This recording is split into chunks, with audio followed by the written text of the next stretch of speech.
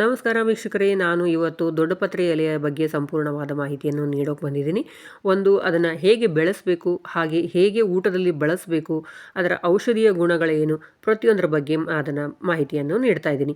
ಈಗ ನನ್ನ ಕಡೆ 2 ವೆರೈಟಿ ಇದಾವೆ. ಒಂದು ದಪ್ಪ ಎಲೆಯ ಹಾಗೂ ಚೂಪಾದ ತುದಿ ಇರೋದು, ಇನ್ನೊಂದು ಗುಂಡಾದ ತುದಿ ಇರೋದು, ಹಾಗೆ ತೆಳ್ಳನ ಎಲೆ ಇರುವಂಥ 2 ಜಾತಿಯ ದೊಡ್ಡಪತ್ರೆ ಗಿಡಗಳು ಇದಾವೆ. ಇದನ್ನು ನಾವು ಕಾಮನ್ ಆಗಿ ಕಟಿಂಗ್ ಮೂಲಕ ಬೆಳೆಸ್ತೇವೆ, ಬೀಜದ ಮೂಲಕ ಬೆಳೆಸ್ತೇವೆ. ಹಾಗೆ ಆ ಗಿಡ ಏನಾದರೂ ಕಾಂಡ ನೆಲದ ಮೇಲೆ ಬಿದ್ದು ಅದಕ್ಕೇನಾದರೂ ಬೇರು ಬಿಟ್ಕೊಂಡಿತ್ತಂದ್ರೆ ಅದ್ರ ಮೂಲಕನೂ ನಾವು ಈಸಿಯಾಗಿ ಇದನ್ನು ಬೆಳೆಸಬಹುದು. ಇದು ಔಟ್ಡೋರ್ ಹಾಗೂ ಇಂಡೋರ್ ಪ್ಲಾಂಟ್ ಕೂಡ ಹೌದು. ಇದಕ್ಕೆ ಜಾಸ್ತಿ ನೀರು ಬೇಕಾಗಂಗಿಲ್ಲ. ಹಾಗಾಗಿ ನೀರು ಹಾಕೋ ಬದಲು ಸ್ಪ್ರೇ ಮಾಡೋದು ಬಹಳ ಉತ್ತಮ. ಚಿಮುಕಸ್ರಿ ನೀರನ್ನು ಎಷ್ಟು ಬೇಕೋ ಅಷ್ಟೇ. ಅದ್ರ ಒಣಗಿದ್ದು ನೆಲದ ಮೇಲೆ ನೆಲ ನೋಡಿ ಅದರದ್ದು ಮಣ್ಣು ಒಣಗಿತ್ತು ಅಂದ್ರೆ ಮಾತ್ರ ಅದನ್ನು ನೀರು ಕೊಡೋದು ಬಹಳ ಉತ್ತಮ. ಇದು ಅಜವಾನ ಎಲೆ ಅಂತ ನಾನು ಹೇಳಿದ್ನಲ್ಲ, ಇದ್ರದ್ದು ಆ್ಯಕ್ಚುಲಿ ದೊಡ್ಡಪತ್ರೆ ಎಲೆ ಅಂತ ಕಾಮನ್ ಆಗಿ ನಮ್ಮ ಕರ್ನಾಟಕದಲ್ಲಿ ಎಲ್ಲರೂ ಕರೀತಾರೆ. ಆದರೆ ಅದನ್ನು ನಮ್ಮಲ್ಲಿ ಸ್ವಲ್ಪ ಅಜವಾನದ ಎಲೆ ಅಂತಲೂ ಕರೀತಾರೆ. ನಾರ್ತ್ ಸೈಡ್ ಕೂಡ ಹಾಗೆ ಅಜವಾನ್ ಪತ್ತಾನೆ ಅಂತಲೇ ಕರೀತಾರೆ. ಇದನ್ನು ಕಾಮನ್ ಆಗಿ ಕ್ಯೂಬಿಯನ್ ಆರಿಗ್ಯಾನೋ ಹಾಗೂ ಇಂಡಿಯನ್ ಬೊರೇಜ್ ಹಾಗೂ ಮೆಕ್ಸಿಕನ್ ಮಿಂಟ್ ಅಂತಲೂ ಕರೀತಾರೆ. ಇದರ ವೈಜ್ಞಾನಿಕ ಹೆಸರು ಪ್ಲೆಂಟ್ರಾತಸ್ ಆಂಬಿಯಾನಿಕಸ್ ಅಂತ, ಅಥವಾ ಸೆಲ್ಯೂಯಸ್ ಆಂಬಿನಿಕಸ್ ಅಂತಲೂ ಸಹಿತ ಕರೀತಾರೆ. ಇದರದ ಮಹತ್ವ ಏನು ಅಂತಂದ್ರೆ, ಇದು ರೆಸ್ಪಿರೇಟರಿ ಸಿಸ್ಟಮ್ಗೆ ಬಹಳ ಅನುಕೂಲವಾಗಿರುವಂಥ ಒಳ್ಳೆಯ ಔಷಧೀಯ ಗುಣಗಳಿರುವಂಥ ಬಹಳ ಒಳ್ಳೆಯ ಗಿಡಮೂಲಿಕೆ ಅಂತಲೇ ಹೇಳ್ಬೋದು. ಹಾಗಾಗಿ ಮಲೆನಾಡು ಸೈಡು ಪ್ರತಿಯೊಬ್ಬರು ಇದನ್ನು ಮನೆಯ ಅಂಗಳದಲ್ಲಿರೋ ಗಿಡ ಪಾಟ್ನಲ್ಲಿ ಸಾಕಷ್ಟು ಬೆಳೆಸ್ತಾರೆ, ಅಥವಾ ತಾರಸಿಯಲ್ಲಾದರೂ ಇದನ್ನು ಬೆಳೆಸ್ತಾರೆ. ಇದರದ್ದು ಅಜ್ವಾನದ ಸ್ಮೆಲ್ ಇರ್ತೈತಿ. ಇದರ ಎಲೆ ರುಚಿ ಆರಿಗ್ಯಾನೋ ಥರ ಇರ್ತೈತಿ. ಹಾಗಾಗಿ ಇದನ್ನು ಇಂಡಿಯನ್ ಆರಿಗ್ಯಾನೋ ಅಂತಲೂ ಸಹಿತ ಕರೀತಾರೆ. ಆದರೆ ಇದು ಒರಿಜಿನಲ್ ಆರಿಗ್ಯಾನೋ ಅಲ್ಲ, ಇದು ಪುದೀನ ಜಾತಿಗೆ ಸೇರಿದಂತಹ ಗಿಡ. ಇದನ್ನು ಔಷಧೀಯ ಗುಣಗಳಲ್ಲಿ ಇರುವುದರಿಂದ ಇದನ್ನು ಮೆಡಿಸಿನ್ಸ್ನಲ್ಲಿ ಬಹಳ ಬಳಸ್ತಾರೆ. ಯಾಕಂತಂದರೆ ಇದು ಆ್ಯಂಟಿ ಇನ್ಫ್ಲಮೇಟರಿ, ಆ್ಯಂಟಿಬ್ಯಾಕ್ಟೀರಿಯಲ್ ಹಾಗೂ ಆ್ಯಂಟಿವೈರಲ್ ಗುಣಗಳಿರೋದ್ರಿಂದ ಕೆಮ್ಮು, ನೆಗಡಿ, ಮೂಗು ಕಟ್ಟುವಿಕೆ, ಎದೆಯಲ್ಲಿ ಏನಾದ್ರು ಕಫ ಕಟ್ಟಿತ್ತು ಅಂತಂದರೆ ಇದನ್ನು ಈಸಿಯಾಗಿ ಅದರ ನಿವಾರಣೆ ಹೊಂದಬಹುದು. ಹಾಗೆ ಅಸ್ತಮಾದಲ್ಲಿ ಕೂಡ ಇದನ್ನು ಬಹಳ ಉಪಯೋಗಕಾರಿ ಇದು. ಆಮೇಲೆ ಇದನ್ನು ತಿನ್ನೋದರಿಂದ ಬಾಯಿ ವಾಸನೆ ಕೂಡ ತಡೆಗಟ್ಟುತ್ತೆ. ಆಮೇಲೆ ಇದು ಮೊಡವೆಗಳಿಗೆ ಬಹಳ ಒಳ್ಳೆಯದು. ಯಾಕಂದರೆ ಮೈಕ್ರೋಬಿಯಲ್ ಹಾಗೂ ಆ್ಯಂಟಿ ಆಕ್ಸಿಡೆಂಟ್ ಗುಣಗಳಿರೋದರಿಂದ ಮೊಡವೆಗಳಿಗೆ ಬಹಳ ಪ್ರಯೋಜನಕಾರಿ ಇದೆ.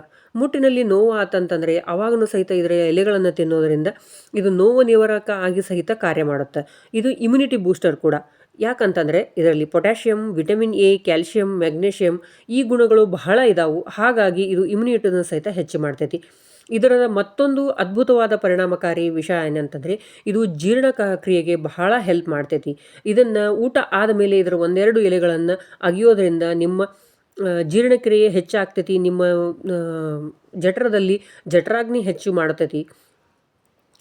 ಆಮೇಲೆ ಜೀರ್ಣಕ್ರಿಯೆಗೆ ಬಹಳ ಪ್ರಯೋಜನಕಾರಿಯಾಗಿ ಇದೆ. ಇದನ್ನು ಪಾಟಿಂಗ್ ಮಿಕ್ಸ್ನಲ್ಲಿ, ಅಂದರೆ ನೀವು ಸರಿಯಾದ ಒಳ್ಳೆಯ ಪಾಟಿಂಗ್ ಮಿಕ್ಸ್ ಅಂದರೆ ಗೊಬ್ಬರ, ಮಣ್ಣು, ಉಸುಕು ಹಾಕಿರುವಂಥ ಒಳ್ಳೆ ಪಾಟಿಂಗ್ ಮಿಕ್ಸ್ನಲ್ಲಿ 6-8 ಇಂಚ್ ಇರೋ ಪಾಟ್ನಲ್ಲಿ ಇದನ್ನು ಈಸಿಯಾಗಿ ಬೆಳೆಸ್ಬಿಡಬಹುದು. ಇದನ್ನು ಶೆಮಿ ಶೇಡ್ನಲ್ಲಿಡ್ರಿ. ಅಂದ್ರೇನು, ಡೈರೆಕ್ಟ್ ಸನ್ಲೈಟ್ ಏನು ಇದಕ್ಕೆ ಅವಶ್ಯಕತೆ ಇಲ್ಲ. 6-8 ತಾಸು ಸ್ವಲ್ಪ ನೆರಳು ಮಿಶ್ರಿತ ಒಂದು ಸ್ವಲ್ಪ ಬಿಸಿಲಿತ್ತಂದ್ರೂ ಸಾಕು.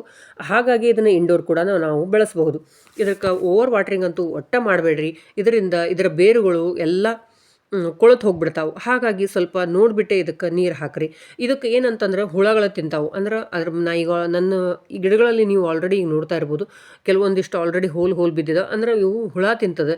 ಇದ್ರ ಮೇಲೆ ಡ್ರ್ಯಾಗನ್ ಫ್ಲೈ ಬಹಳ ಬಂದ್ಕೊಂಡಿರ್ತಾವೆ. ಹಾಗಾಗಿ ನೀವು ಒಂದು ಸ್ವಲ್ಪ ಬೇವಿನ ಎಣ್ಣೆಯನ್ನು ಅದ್ರ ಮೇಲೆ ಸಿಂಪಡಿಸೋದ್ರಿಂದ ಇದರಿಂದನೂ ನೀವು ಮುಕ್ತಿಯನ್ನು ಹೊಂದಬಹುದು.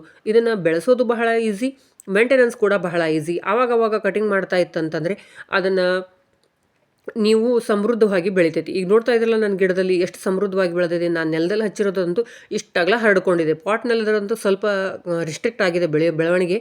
ಆದರೆ ನೆಲದಲ್ಲಿ ಹಚ್ಚಿರೋದಂತೂ ಇಷ್ಟು ಅಗಲ ಬೆಳ್ಕೊಂಡಿದೆ. ಇದನ್ನು ನಾನು ಕಟಿಂಗ್ ಮಾಡ್ತಾ ಇರ್ಬೋದು ಅಂತಾರಲ್ಲ, ಕಟಿಂಗ್ ಮಾಡಿದ್ದನ್ನು ಎಲೆಗಳನ್ನು ಯಾವ ರೀತಿ ಯೂಸ್ ಮಾಡೋದು ಅಂದು ಡೈರೆಕ್ಟಾಗಿ ತಿಂತಾರೆ. ಅದನ್ನು 1-2 ಎಲೆಗಳನ್ನು ಅಗದು ಉಪ್ಪನ್ನು ಹಚ್ಕೊಂಡು ಅಗದು ತಿನ್ನಬಹುದು. ಹಾಗೆ ಮಾಡ್ಬೋದು. ಮಕ್ಕಳಿಗೆ ಶೀತ ಆದಾಗ ಇದರ ರಸ ತೆಗೆದು ಅದಕ್ಕೆ ಜೇನುತುಪ್ಪನ ಬೆರೆಸಿ ಅದನ್ನು ಕುಡಿಸೋದ್ರಿಂದ ಮಕ್ಕಳಿಗೆ ನೆಗಡಿ ಕಡಿಮೆ ಆಗ್ತೈತಿ. ಇನ್ನೊಂದು ಅಂತಂದರೆ, ನೀವು ಹರ್ಬ್ಸ್ ಅಂದರೆ ಥೈಮ್, ಆರಿಗ್ಯಾನೋ ಹೇಗೆ ಬೆಳೆಸ್ತಾರಲ್ಲ ಆ ರೀತಿಯೂ ಬೆಳೆಸ್ಬೋದು. ನಾನು ತಂಬುಳಿ ಮಾಡ್ತೀನಿ, ಚಟ್ನಿ ಮಾಡ್ತೀನಿ. ಇದನ್ನು ಪರೋಟಾದಲ್ಲಿ ಹಾಗೂ ಗಾರ್ಲಿಕ್ ಬ್ರೆಡ್ನಲ್ಲಿ ಕೂಡ ಯೂಸ್ ಮಾಡಬಹುದು. ಆರಿಗೆನೋ ಥರನೂ ಯೂಸ್ ಮಾಡಬಹುದು.